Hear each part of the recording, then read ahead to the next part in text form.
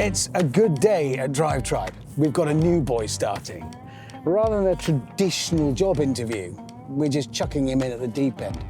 We've given him a car to review. If I like it, he can stay. If I don't, we'll put him in a gearbox or something. Right, Key, let's find him. And here he is. Hello. Hello. You're Alex? Yes. And you're a journalist? Allegedly. Okay, fair enough. Take that. Yep. Don't break it.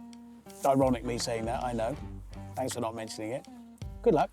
Thanks. Have fun. Let's give it a go.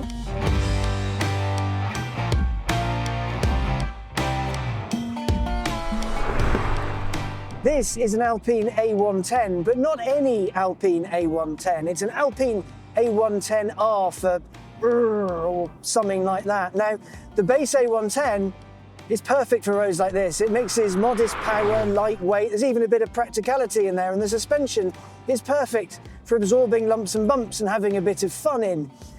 This isn't that at all. The A110R will do the road things, do it quite happily, a little bit bumpy maybe, but there is a better place for it. The track.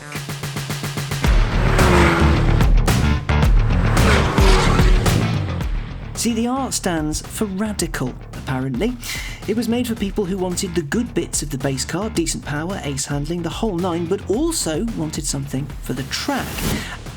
As such, it's 300 horsepower and almost 251 pound-foot, though the same as on lesser A110s, is bolstered by a 1,082 kilo curb weight. The result? 0 to 62 in 3.9 seconds and a top speed of 177 miles an hour.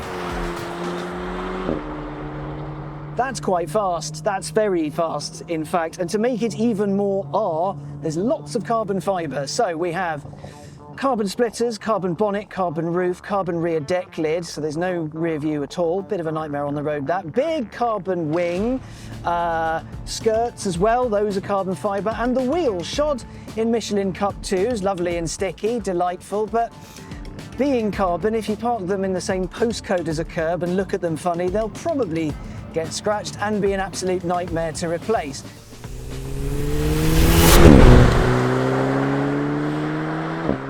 When you consider what the A110 was for originally, this does seem a little dissonant. Why would you turn the wick up on something like this? It's a happy little sports car. Well, because it does this.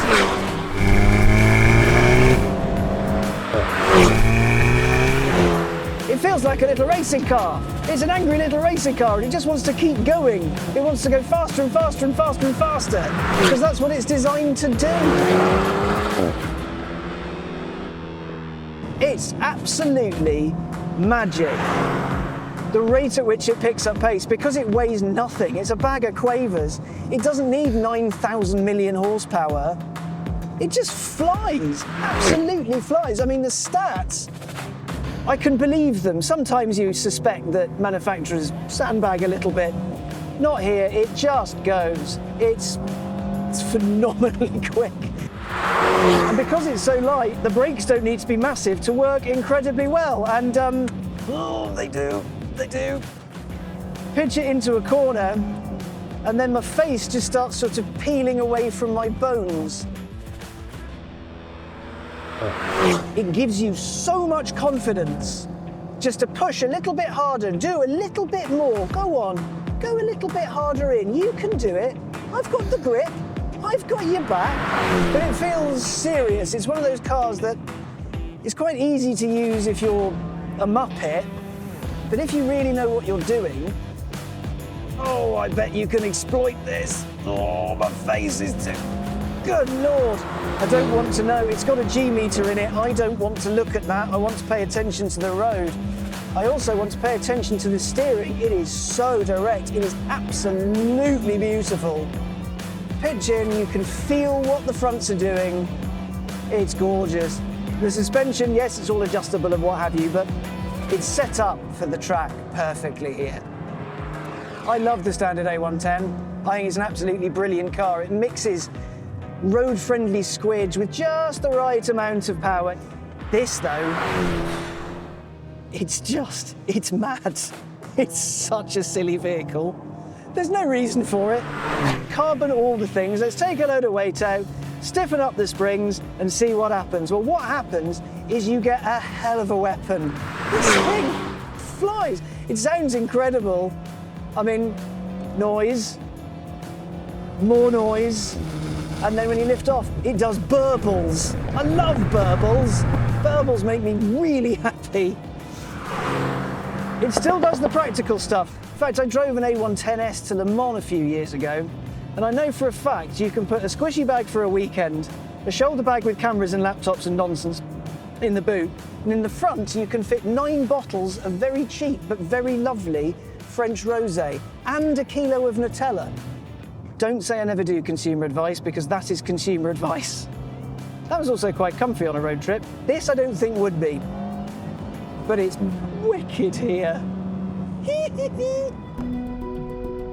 The R first appeared in 2022, some 5 years after the new generation A110 burst onto the scene, and it is absolutely brilliant, which makes it feel a little bittersweet to get into one now, because soon this generation A110 is going out of production. Alpine's Dieppe factory will produce something else. A new one will come along, but this one feels special.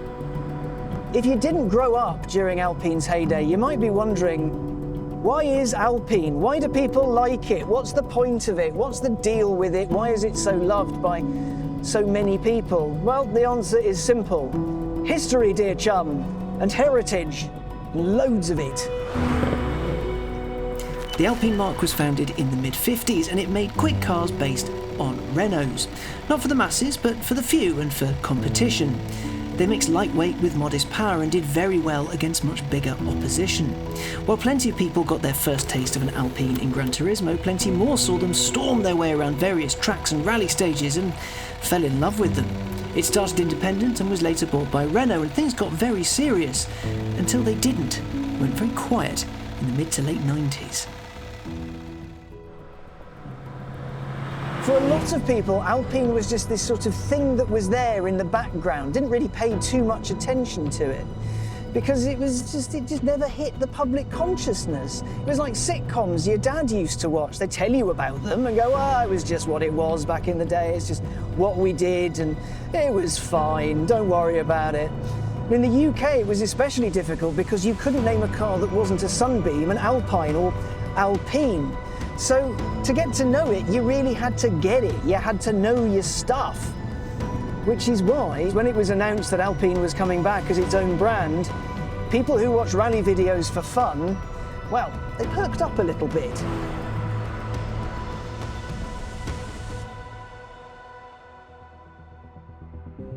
The plan was to make a small mid-engine sports car in the vein of the original A110. It was going to be light, have modest but respectable power, and appeal to a small but dedicated audience of people who didn't want silly pop-bang maps or talk through the wazoo.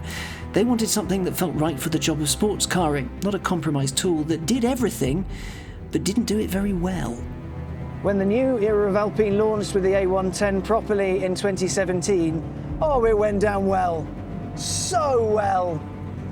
The press loved it, the people that bought them raved about them. It was the car to get. It had a moment. A cottage industry even sprung up around it. People would make little suspension fixes or ergonomic tweaks or give it a little bit more power here and there because they just wanted it to be better. They did the things that Alpine couldn't quite do because, budgets and such. The image that new Alpine spawned got people talking, obsessively in some cases. It allowed Renault to have its own built-in sporty sub-brand that could do anything it wanted. Endurance racing, F1, a hot hatch based on the Renault 5, a Lecky SUV, and loads more. There will be a successor to the A110, but not for a while yet.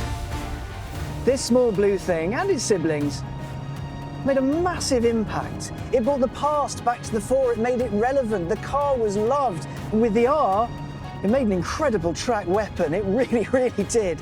The world without an A110 like this, it's going to be a less fun place. It's going to be a bit sadder. Yes, there will be another one, and it will no doubt be absolutely brilliant.